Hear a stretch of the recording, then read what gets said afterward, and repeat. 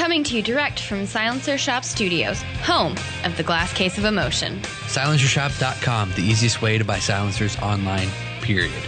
Stand by for education, enlightenment, enjoyment, and entertainment. He's not here to talk about your feelings. He's not here to say what you want to hear. He's here to say what needs to be said. Ladies and gentlemen and children of all ages, please welcome your host, the pimp hand of America, Professor Paul Markle. All right, welcome to Tuesday's episode of Student of the Gun Radio. Now, here's what I'm going to tell you. Today's episode is number 667, and if you decided to skip over yesterday's episode because you were afraid it was going to taint your brain with evil and the devil was going to come find you and take you over, what I want you to do is I want you to go back and I want you to listen to episode 666, okay? I know some of you out there decided deliberately when you saw that you were not going to listen to it. And I'm going to tell you that you missed out. And for the small percentage of you who made that decision, I want you to go back and I want you to listen to it. Close the hole under your nose and open up both your ears. And heck, you might even want to share it with somebody else. I'm in the Glass Case of Motion Studios high atop the mountain in Saratoga, Wyoming. And joining me in the studio today is Jared, whose microphone is on. It is on now. I just turned it on. I am Jared Markle. I'm the COO here. I'm just going to start saying that instead of the COO? whole. Yeah, COO. Really? I'm the co-O here at Student of the Gun. Yes, he is. Yes, he is. Now, what day is today? It's getting close to, it's October. Yeah, we didn't even acknowledge yesterday. Actually, we should have acknowledged yesterday that it was October. But, okay, so it's October now, and that means that you only have, you have less than 2 weeks to take advantage of the Echo Chew trigger discount from our friends at Fostech Outdoors. If you go to studentofthegun.com/echo, it'll take you right exactly where you need to go. You type in the word student, STUDENT, when you check out. It's going to save you $50 off your purchase, and you are welcome. How's that sound? Does it sound good to you, Jared? Oh, yeah, that sounds good to me. Right. So what was the web address again? I asked them, and I couldn't hear them responding to me. The web address was studentofthegun.com/echo. Echo. And are we still going to remind them about studentofthegun.com/SSOC? Sure, why not? Yep, there it is. Starting Strength Online Coaching. We've talked about this before, and it's worth talking about again. It's really hard to coach yourself. It's almost impossible to coach yourself if you were ever going to be honest with each other, because what you think you're doing right isn't necessarily the case. And you want to get yourself some professional training, regardless of what it is you're doing, whether it's driving a car or using a chainsaw or lifting up heavy things or whatever. I know you think that you can do it, but you might want to consult an expert first. Just saying. I hope you guys did enjoy yesterday's episode. I was very gratified that I had the opportunity to do it, because that's what I do here. I am not here to tell you what you want to hear. I am here to say what needs to be said. And quite often that has not put me in a positive light with some people, because I know this is going to shock you. But there are some people in the world that are set in their ways and convinced that they are correct and everything that they do is correct. And when I point out that it's not necessarily so, it does not make them happy, and it does not make me popular with them. And if I wanted to, if I was here to get likes, like Facebook, if I was here to get little thumbs up and likes, and that was my main drive, was to convince as many people in the world to like me as possible, then I wouldn't talk about the hard stuff. I wouldn't talk about the bad stuff. I wouldn't talk about evil.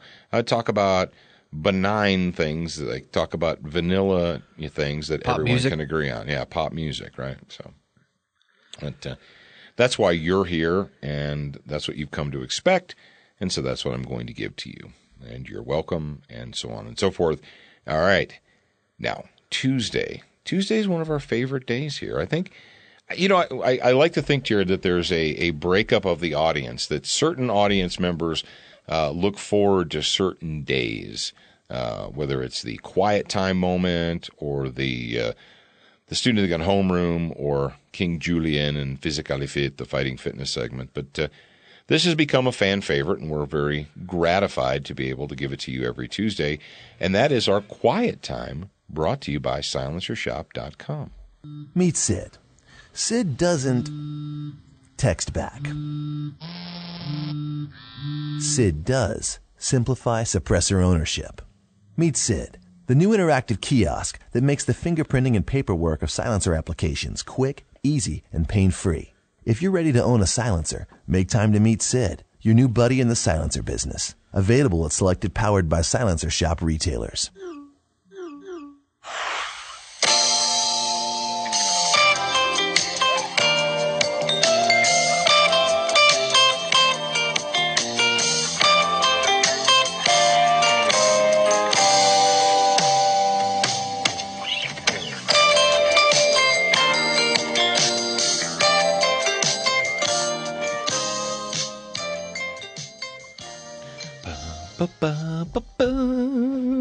Thank you to the late, great Bob Ross for the joy of painting and that super serene and calming music.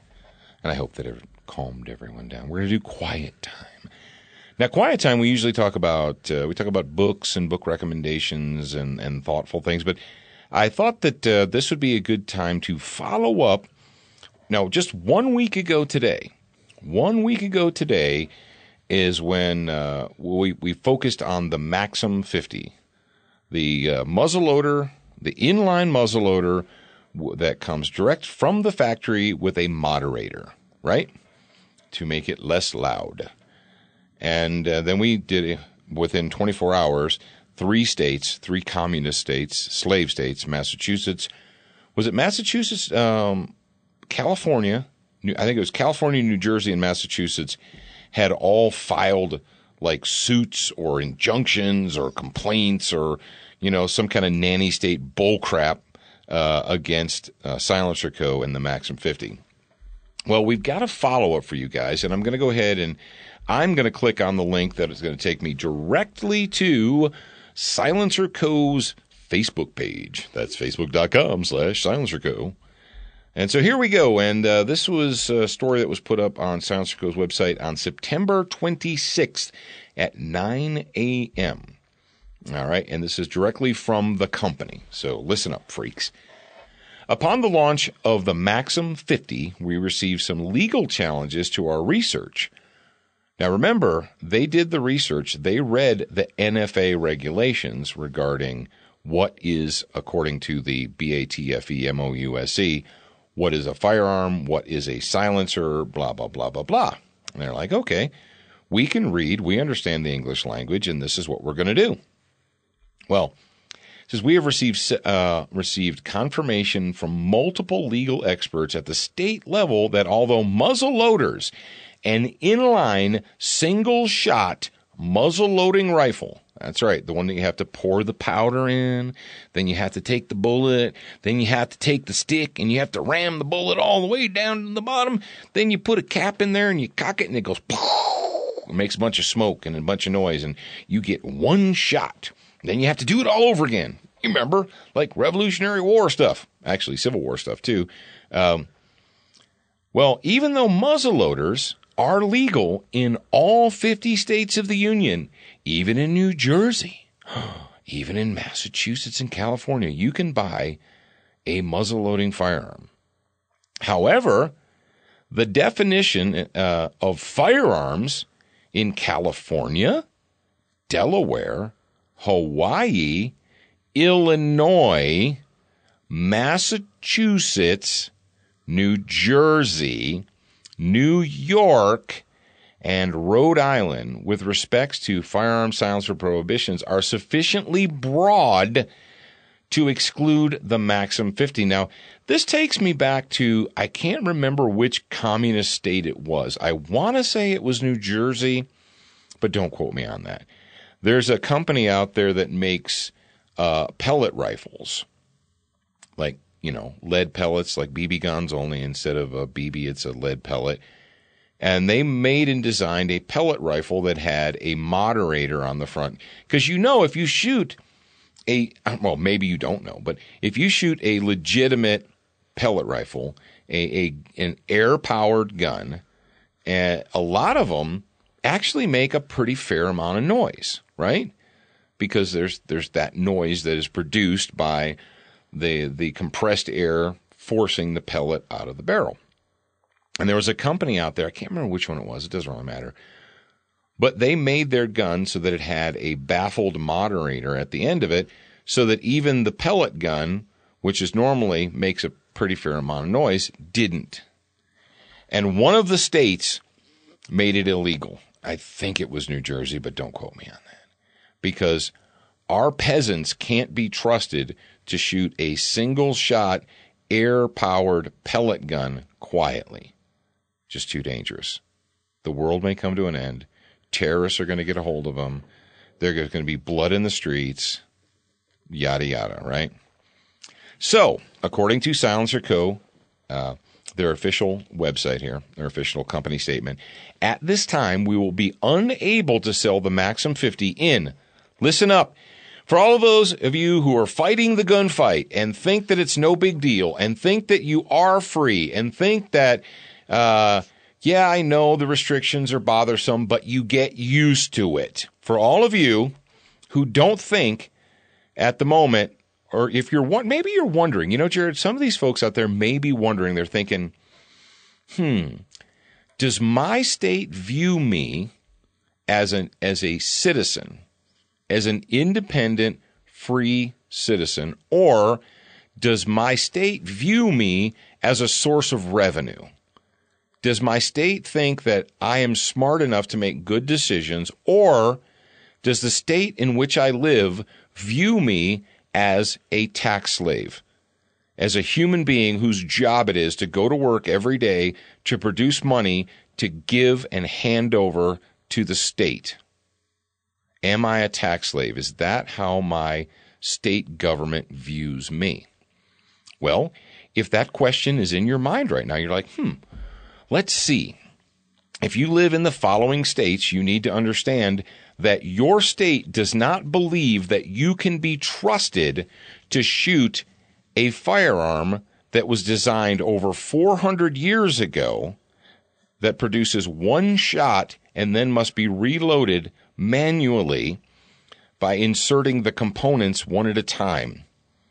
The guns that the liberals say are the only ones that the Second Amendment protects. They're always like, Second Amendment only protects muzzleloaders and muzzleloading rifles like there were in 1776. Apparently, the Second Amendment doesn't even protect those in the following states: California, Delaware, Hawaii, Illinois, Massachusetts, New Jersey, New York, and Rhode Island. You will not be allowed to own a Maxim 50, an inline muzzleloader that, according to BATFE, does not meet the definition of a firearm because it is an antique. And you will not be able to shoot one of those things quietly or more quietly. It won't be silent because it's shooting out a projectile that's breaking the speed of sound. I think you guys understand how to do that. Until further, it says pending further legal challenges. So our goal with the Maxim 50 was to make it universally acceptable to everyone so that everyone in the United States of America could have a hearing-safe firearm. Unfortunately, we fell short of the goal by 8 states because they are run by socialists. The Maxim 50s can still be enjoyed by the remaining 42 states without fingerprints, photographs, paperwork, or a long wait. So, if you're sitting out there right now, you're listening to me, the sound of my voice, and you've been wondering this whole time, you're like, how does my state government view me? How do they view me as an individual person? Do they view me as an intelligent, independent, liberty-minded person? Or does the state look out at the masses and think, hey, look at all those drones whose job it is to get up every day and drone through their work so that we can have their money? Because they're not smart enough to make good choices. They're not even trustworthy enough to shoot a muzzle-loading antique firearm quietly. So, if you live in one of those states, that is exactly what your state government thinks about you. They look out at you and they say, look, tax slaves. And if you don't like it, you could do something about it, or you could do a Facebook campaign. What do you think, Jared? Let's just do a Facebook campaign to show everyone how angry we are about it. Yeah, I think a Facebook campaign would probably be the best option. That's how you solve your problems. Exactly. Yeah, it's a Facebook campaign. So I was actually looking at where Silencer Co. is, and they're in West Valley City, Utah, which is like 10 minutes from my house. You need to get your butt over there, crazy. Yeah, if somebody from Silencer Co. is listening right now, send me an email, jared@studentofthegun.com. Let's hook up and get over there so we can do something. There you go. Did you want to mention the grad program shindig, or is that just a leftover? Yeah, it's a leftover, but we need to do it anyway. So grad program members, we are doing the grad program shindig. It's going to be in Arkansas. And just a reminder, if you're going or if you have any questions, contact Justin Finney, Crystal Ball, or Lauren Hudson. Okay. Those are your 3 directives. There you go. Crossbreed Holsters makes the Super Tuck Deluxe, which is the most comfortable inside the waistband holster you're ever going to wear. But they also make other things, too. Now, if you're not familiar with their catalog, you can go to crossbreedholsters.com, check it out. They want you to be an armed citizen. They don't view you as a tax slave, unlike some states in America. Froglube is green. It's minty fresh. It is a bio-based firearms lubricant, and it's available from froglube.com, your local retailer, or Brownells. Get it wherever you want to get it. I don't care. Clean your guns. Guns are simple machines. You guys understand that, right? I hope that you do. That a firearm is really a simple machine.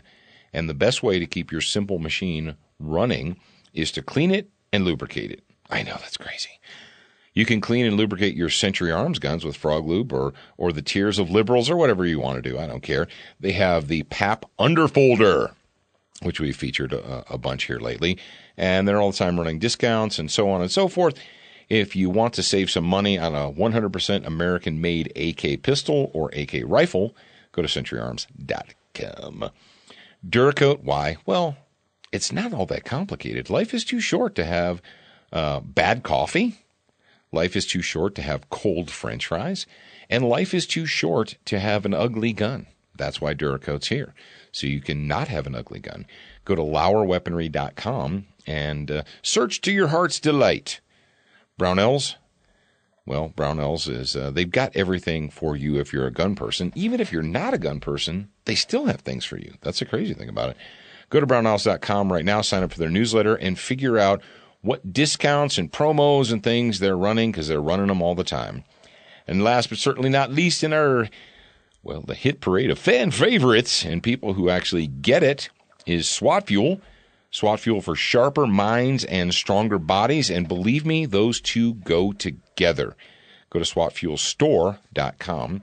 Use the promo code SOTG2015, and you're going to save yourself some money, and that's a good thing. Attention, new listeners. We produced a free training video series called 7 Training Tips That Could Save Your Life. We want you to have access to this life-saving information. Get instant access now at studentofthegun.com. Do you watch Student of the Gun TV, read the blog, and follow us on Facebook?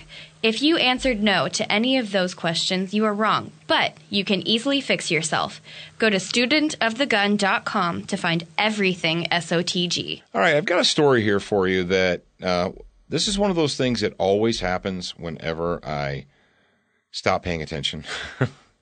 Every time I decide I'm going to go on the road, I'm going to take a little trip, I'm not going to focus on the news, I'm going to focus on something else, something bad seems to happen. But this bad thing is a bad thing that actually worked out okay. And many of you may not have heard about this because this didn't play out the way that the media wants it to play out. And you're like, well, certainly the media doesn't want people to die. Oh, and they would certainly tell you that. But their ratings soar every time people die.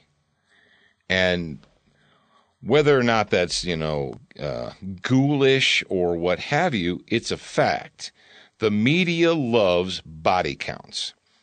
And because the media loves body counts, this is probably why you haven't heard this. Now, the story I've got right now in front of me, The source is foxnews.com. And actually, I think it's 2 days old as we're putting this together. Let's go ahead and look. It's under the crime segment. Tennessee church shooter admits to crime as bizarre Facebook posts surface. Like, a Sudanese immigrant to being a Sudanese immigrant. That means he's from Sudan. You know what the primary cult, the primary death cult religion in Sudan is, Jared? Is it? Yeah, I think we all know that. Yeah. A Sudanese immigrant admitted to being the triggerman who killed one parishioner and seriously injured 7 others Sunday at a Nashville-area church, according to a police affidavit ahead of his first court appearance. Emmanuel Kandiga Sampson of Laverne told cops during an interview that he fired upon the church building after arriving with a handgun. The Tennessean, and that is a newspaper in Tennessee, reported citing the affidavit. Sampson, who has been charged with 1 count of murder and is likely to face other charges, will appear in Davidson County General Sessions Court Wednesday, which by the time you hear this will have already happened, and is being held without bond.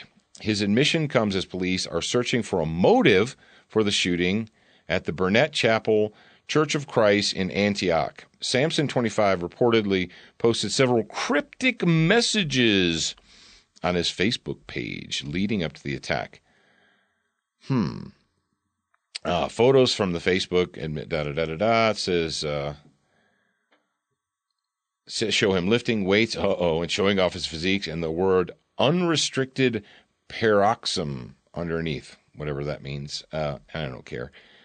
Well, how did this go down? Police have not commented on the post.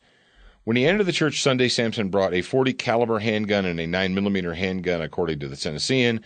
Police said during the press conference Monday that Sampson also had an unloaded AR-15 rifle as well as another handgun, but no ammunition for the rifle, which makes no sense, but whatever. Authorities said Sampson was previously employed as an unarmed security guard. Okay, great. Now, can we get down to the meat of the story? Witnesses told police that they heard gunshots from the church parking lot moments after Sampson entered the building. The pastor shouted, "Run, run," gunshots, and congregants hid under pews or in bathrooms. So what stopped this guy? And we're going down here like, what stopped him? Jared, do you know what stopped him? I don't know. A bullet. Well, I don't know. It says Sampson entered the church, yada, yada, yada. And another church member, a 22-year-old usher named Robert Engel, tackled the gunman and suffered injuries when he was pistol whipped. In the struggle, the shooter shot himself, although it wasn't clear if it was on purpose or as an accident. Engel retrieved his own gun from his car and held the man until police arrived. He is amazing, Rosa, who was spoken of earlier, about Engel. Without him, it could have been much worse, and so on and so forth. So, one person died, several others were injured, and this Muslim missionary was stopped by a church member, by an usher, who held him at gunpoint until the police arrived. But what did he have to do, Jared? What? He retrieved his gun from his car. Interesting. So, for all of those of you who think that, what did we talk about yesterday? Jared, how do we stop evil? How do we confront and fight evil? Do we confront evil by pretending that evil does not exist? No. And we don't? We just talked about that, yeah. Yeah. So what we have here, now I'm sure that they're like, well, they're searching for a motive and they don't know why. I don't care why. I don't care why. What we have here is a Sudanese immigrant Do we need to tell you the influence of the death cult in Sudan and Africa? Do I need to remind you of that? I don't. I guess I don't need to remind you of it. Why is the media not playing this up? Remember when that psychotic little white boy went into a church that was predominantly populated by black people, by black Americans, and committed the atrocity that he committed? Do you remember what happened, Jared? When the psychotic white boy went into that church in, I believe it was North Carolina, wasn't it? I can't remember. I thought it was Charleston. Oh, South Carolina. Man, I can't remember. In South Carolina. Okay. Yeah, I think it was outside of Charleston. What happened? The media went nuts.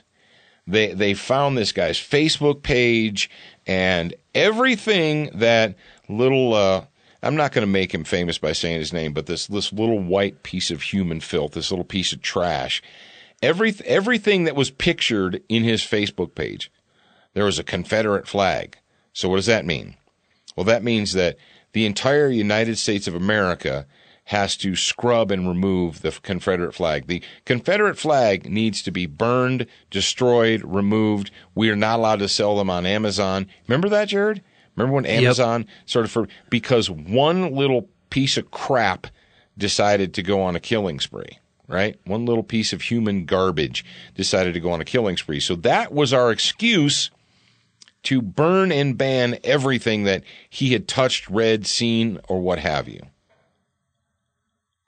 So where are we now? Are we going to go to this Sudanese immigrant's Facebook page and find out what books he owned or what flags he owned? Or we're going to find out what flags this Sudanese immigrant owned, and we're going to ban those nationwide? Is that what we're going to do? Should we find out if he owned any books? I wonder if this Sudanese immigrant owned a copy of the Quran. If we find out that the Tennessee church shooter, the Nashville church shooter, if we find out that he owned a Quran, should we ban it? Of course not. That would be wrong. You're talking about free speech in America, and you can't just ban things because one bad person liked them, or one bad person owned them, or one crazy person used them. Really? Because when little puke face committed his murders, his heinous acts, immediately there were Sunday news shows that spent the entire time talking about, well, we just, we're going to need to make changes in America, and we can't allow this, and these symbols of hate have to go. So when a little white piece of crap commits murder, we go to his house, we find out what he owned, what flags he had hanging in his garage, and we dub those symbols of hatred, and they have to be banned. Right? All right, strike that, reverse it. Sudanese immigrant walks into a church, going to kill a bunch of people, tackled by a heroic 22-year-old usher who should have been carrying a gun but wasn't, and I don't know why, but, things. And are we going to go to his house? We're going to find out what books he read, what flags he owned, what things he said, and we're going to ban those as symbols of hate. And you're probably saying, hell, Paul, this is going on a week old, and I haven't heard any of this stuff. The media is not covering any of this. They're not talking about the hate speech and the hatred that was in his heart and how we can't allow that. And we need to do something about the hatred in America.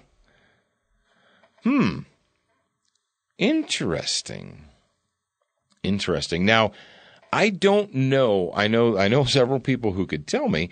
I don't know what the specific laws are regarding carrying in and around churches in the state of Tennessee.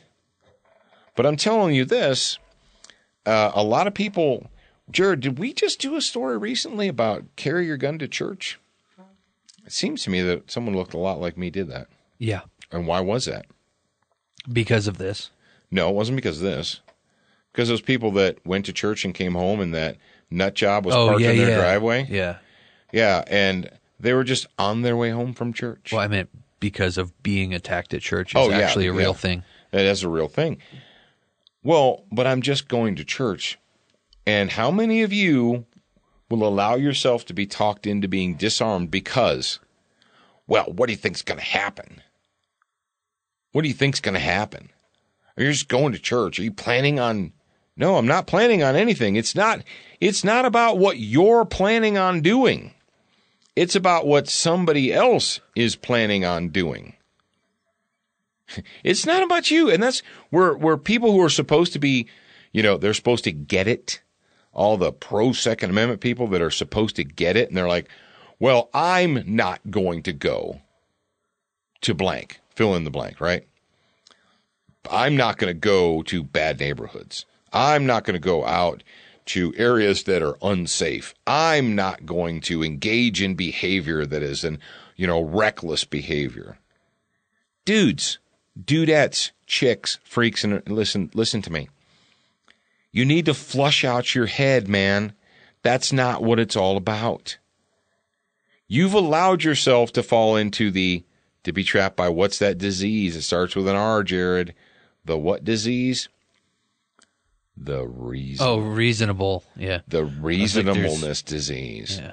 You're like, well, certainly nothing's going to happen when I get up in the morning and go to church. Certainly nothing is going to happen between the time I leave my house, go to church, and come home again, because I have made the decision. It's not about you. It's not about what you want to do. Flush your freaking head out. I just heard someone say that recently. Heard someone say, well, we're not going out anywhere where we would need a gun. What? Are you going to be roaming around on planet Earth?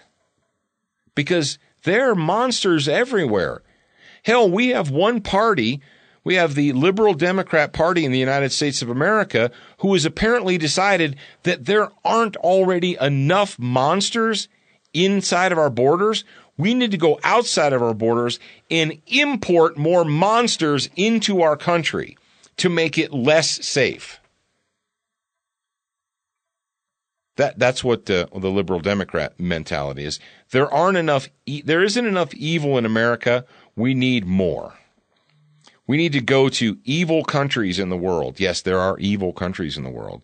And believe it or not everyone is right, and not everyone is fair, and not everyone is the same. No, there are countries in the world where evil is allowed and encouraged to flourish. And one might actually say that evil is allowed and encouraged to flourish within the borders of the United States of America. So I'm not going to beat this horse into the ground, but ladies and gentlemen, you got to understand this all the time. Admit it. Look at me. Look at me. All right. I see you. Eyeballs. Snap, sir. How many of you have fallen into that trap? How many of you have allowed yourself to fall into the trap of you think you're like, I'm a good person. I don't go to bad neighborhoods. Hell, I'm going to church. That makes me the bestest of all kinds of people. And certainly the fact that I'm going to leave my house, drive to church, and drive home somehow gives me extra protection, a cone of invincibility against the monsters of the world. And yet we see over and over again that ignoring the existence of evil does not defeat that evil. It does not protect you from that evil. Pretending that evil does not exist will not protect you from it. No, we don't like to think about it. It's not a fun thing. But as a reasonable, responsible adult, you need to accept and acknowledge that there are evil people in the world. And, Jared, can I say that the reason that monsters, this never happened when I was a kid, or at least it was exceedingly rare. But it happens more and more and more. And why is it? Is it because we've been more vigilant and we've been fighting harder?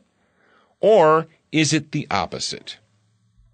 Is it because we have been less vigilant and have not been fighting and have been focused on being nice? We want to be nice. We want everyone to think we're nice. We don't want to think about bad things. If I call out the existence of evil, then someone will say I'm racist. Someone will say I'm xenophobic.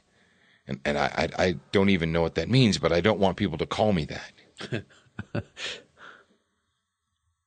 So if I say, hey, it's probably not a great idea to load up death cult monsters, put them on boats and ships and airplanes, and bring them to our country and sprinkle them out amongst the people. Probably not a great idea. Sudan is one of those countries. Sudan is not a safe country because it's run by evil people. Syria has evil. I'm going to butcher this quote, but it's the only thing that evil needs to prevail is for good men to do nothing. Exactly. And one thing that I'm actually impressed by, or it makes me feel all warm and fuzzy inside, is that a younger kid, 22-year-old, he's not a kid, but yeah, he stepped up. He had the fortitude to step up and do something about it. And you don't really see that a lot with the younger generation nowadays. No, you don't. And, maybe it was part of it was because they were in Tennessee or what have you. But, ladies and gentlemen, the time for being nice is over. Your country is in danger. Your families are in danger. And they're endangered because this nation has been so focused on trying to be fair and nice for so long that they've forgotten to fight against evil. They've forgotten that evil still exists. And as a matter of fact, when you pretend it doesn't, when you ignore evil, it becomes stronger. And it becomes even more of a threat until you can no longer ignore it. We can no longer ignore this. If you are a parishioner, if you are a pastor, if you are a member of the church elders, you need to have a hard conversation with yourselves. What are we going to do to keep our people safe? Are we going to put up plastic signs at the front door? Is that what we're going to do? We're going to put up plastic signs. That will keep our people safe. Or are we going to be proactive and say, no, you're not allowed to slaughter my parishioners? If you're a pastor, if you're a reverend, if you're a minister, you need to get a nut check. You need to say, no, I am not going to allow my parishioners to be slaughtered by death cult monsters. It's not going to happen, not on my watch. You have a decision to make. Now, you can say, well, if God wants us to stay alive, that's like saying, well, if God wants me to not die of cancer, then he'll just cure me. No, God gave you doctors. God gave you nurses. God gave you people who know how to heal. You know what else God gave us? God gave us the tools. Do I need to tell you? Do I need to remind you? Sell your cloak. If you don't have a sword, you need to sell your cloak and you need to get one. That wasn't me saying that. And if you don't know who said it, you need to hit the book. For those of you who would say it's wrong to bring guns into a church because it creates a dangerous environment, what happens when the monster shows up and he doesn't care about your feelings? He doesn't care about your plastic signs. He doesn't care about your morality and your decisions. See, people in America think that their own morality will protect them. I'm protected from the monsters of the world by my good thoughts and feelings, because everyone will know that I care about them. And I support human rights. And how is that going to keep the monster from killing you? We've had this conversation before. It's like trying to dialogue or have a conversation with a rabid dog. There's a rabid dog, and you want to talk to the dog and tell it that you mean it no harm as it's chewing your leg off. Or the bear. Tell the bear that you mean it no harm. All right.